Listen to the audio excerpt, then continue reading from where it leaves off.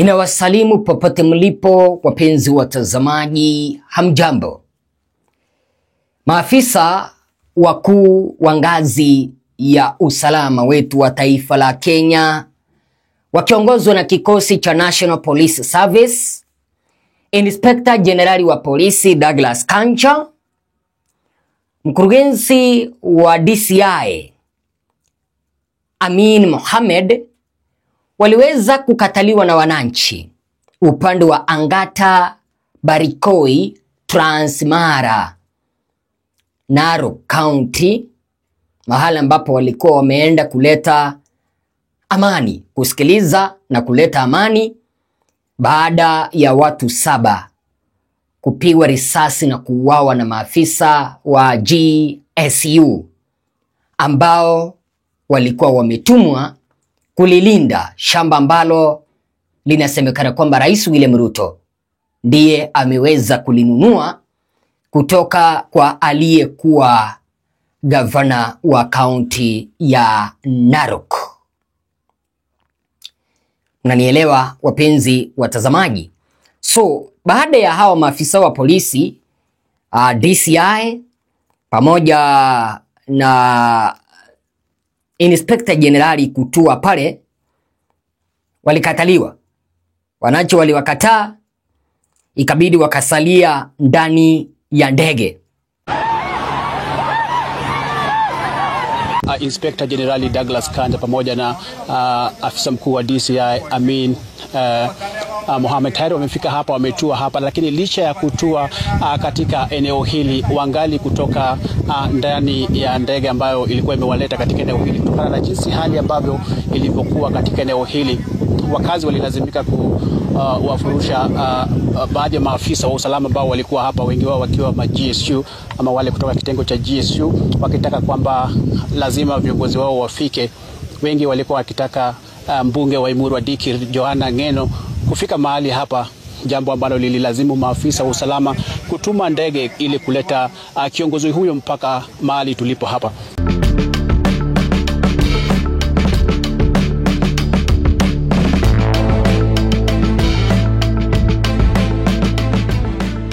Wakasalia ndani ya ndege wakingoja hali tete iweze kutulia. Unanielewa wapenzi watazamaji? Sasa kama wakuu wa polisi ndio wanaogopa sembuza wa Kenya, sembuza wa Kenya, niliweza kuunda kanda hapa nikawaeleza kwamba yule mwenye ni mnunuzi wa hilo shamba ni William Ruto, wakishirikiana na seneta wa kaunti ya Kericho Aaron Cheruiyot, na mwenye aliweza kuwauzia ni Samuel Tunai aliyekuwa gavana wa kaunti ya Narok. Hali ikakuwa tete siku ya Jumatatu, Jumanne, hivi vikosi vya kiusalama wakakimbia pale, lakini wakakataliwa na wananchi. Ikabidi wakasalia ndani ya ndege. Kwa sababu ambayo iliweza kuwafanya wakasalia ndani ya ndege, it is because of the hostile reception. Maneno haya yanakuja baada ya kikosi cha GSU ambacho kilitumwa vile vile kuenda kuprepare ground kabla ya mkuu wa polisi Douglas Kanja kutua pale, kukimbizwa na wananchi Tuesday. Walikimbizwa. Kitu ambacho wanapigania ni shamba la hekari 6,300 ambayo wananchi wanasema kwamba limeweza kunyakuliwa na William Samoei Arap Ruto. William Ruto aliweza kununua shamba ambalo anajua kwamba liko ama liliweza kunyakuliwa na gavana aliyekuwa gavana wa kaunti ya Narok, Bwana Samuel Tunai. Unajua, ninakumbuka kipindi kimoja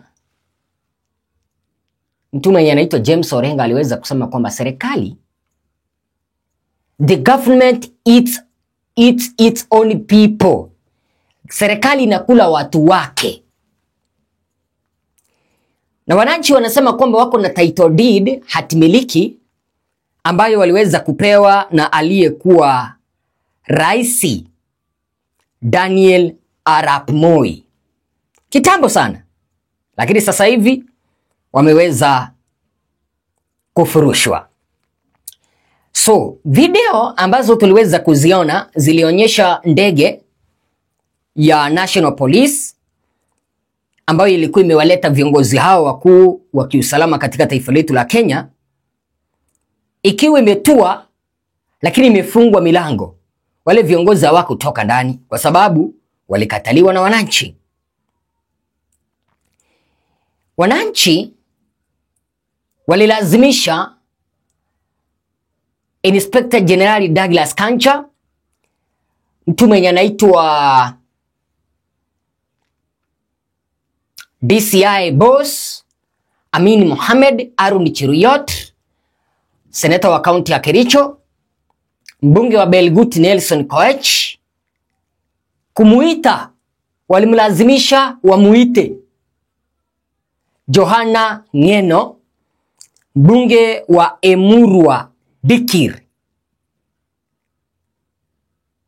aweze kuwakubalia waleta amani pale. So wananchi walisema kwamba without the Emurua Dikir MP Johana Ngeno, ule mkutano hautafanyika. Ikabidi mtu ambaye wamekuwa wakigombana sana na Johana Ngeno, Arun Cheruiyot, kutuma ndege ambayo ilikuwa imembeba mpaka nyumbani kwake Johana Ngeno kuenda kumchukua, ndiposa wananchi wawapee ruksa ya kuzungumza na wao.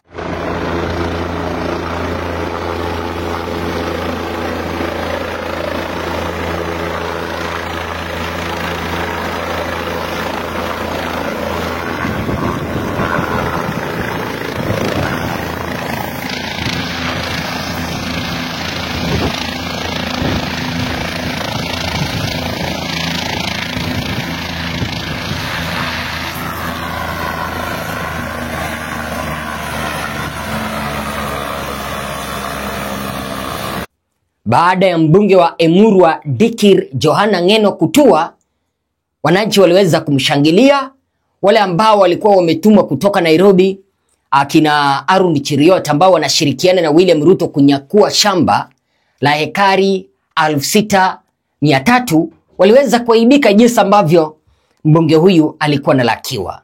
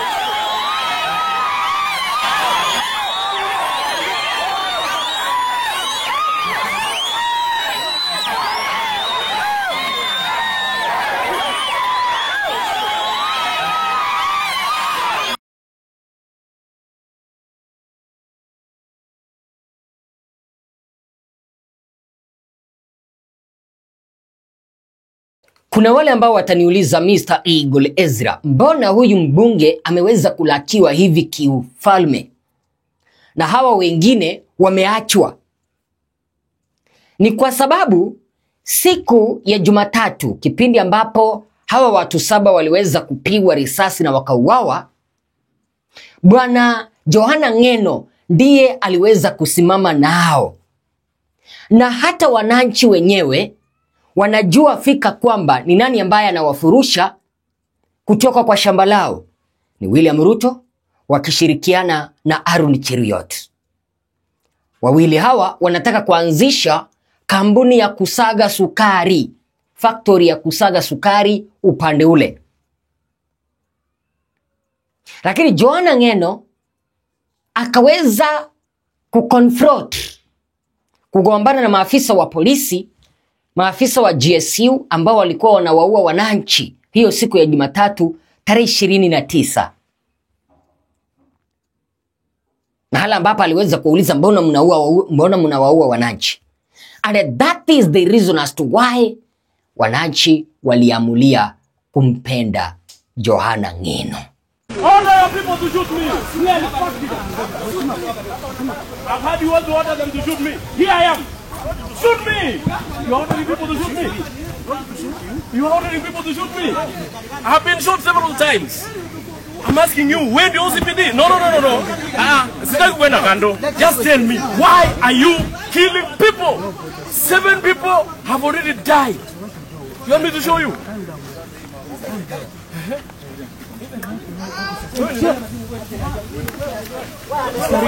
Toa kipande. Toa ID. Ya nini? Toa ID. You want to know when ni askari ama when ni Al-Shabaab?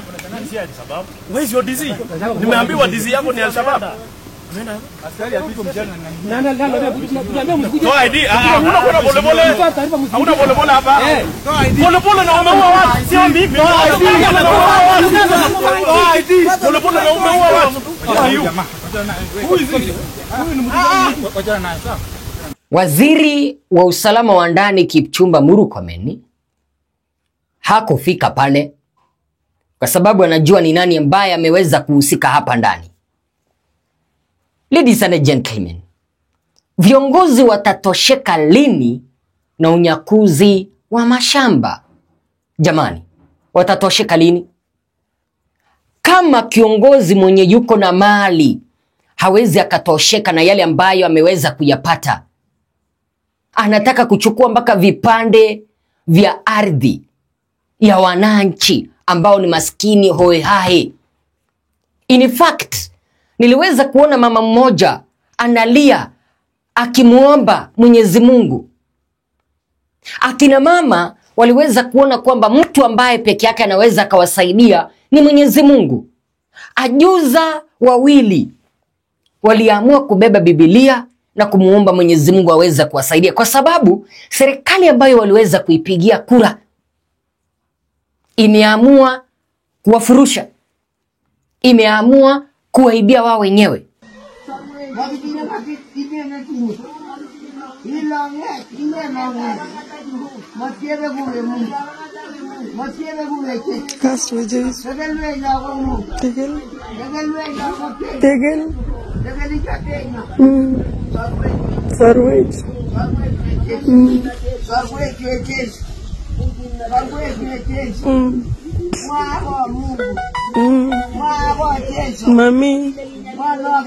Mami mabegu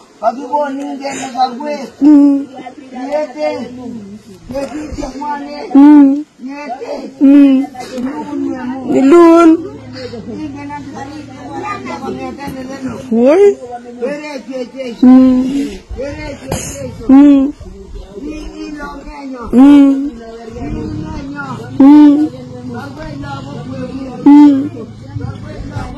Saru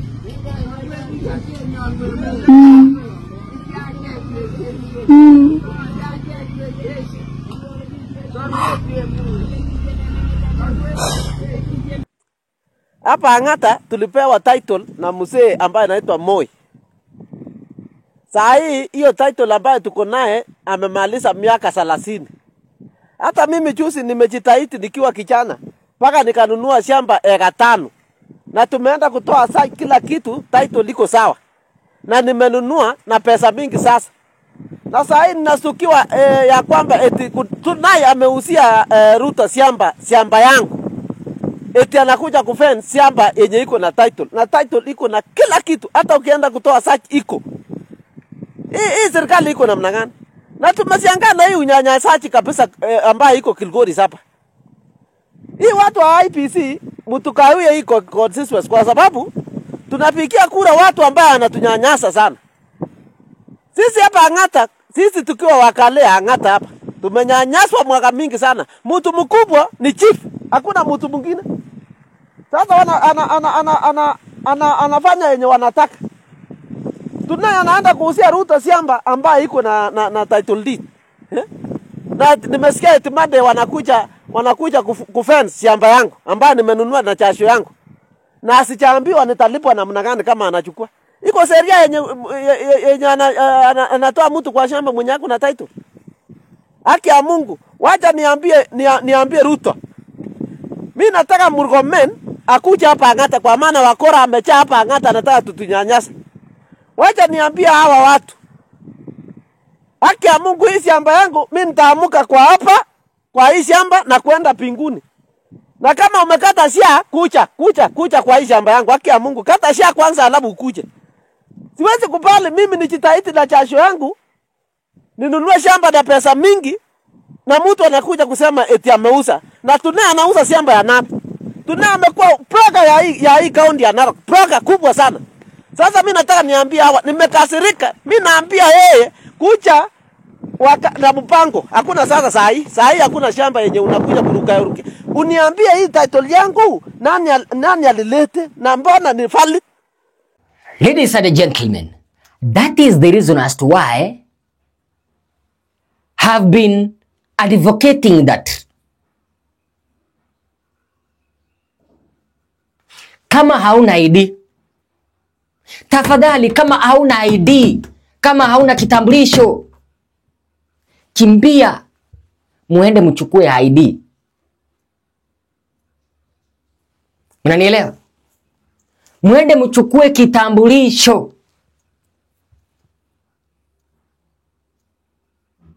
Tuweze kulikomboa taifa letu la Kenya mwaka 2027. Mtu asije akakudanganya, sijui William Ruto ni mzuri. Mzuri kutoka wapi? Na unasikia yeye ndiye amehusika kwenye unyakuzi wa hili shamba. I know Kalenjins might say, Nenyun emetet, sijui huyu ni mtu wetu, mtu wenu na anawakula, mtu wenu na anawaibia shamba, mtu wenu na anapiga watu risasi. So ladies and gentlemen, mimi kazi yangu ni kuadvocate. Kama hauna ID, chukua ID, ujiandikishe kuwa mpiga kura. Ukishafanya hivyo, 2027 siwezi nikakuchunga uingie mpaka kwenye ballot polling station nione umepigia nani. At least mimi ninawaambia ukweli mambo ambayo yanatendeka nchini Kenya. Ukishachukua ID umejiandikisha kuwa mpiga kura, wewe ndio utaamua yule ambao utapigia kura. Utaamua uweze kupigia serikali ambayo iko mamlakani iweze kurudi, uendelee kuteseka, ama utaamua uweze kupigia viongozi wengine tofauti, ndiposa uweze kupata maendeleo. So it is upon you, ladies and gentlemen, either to attend or to return back William Ruto. Mine is to tell you what is happening. Thank you.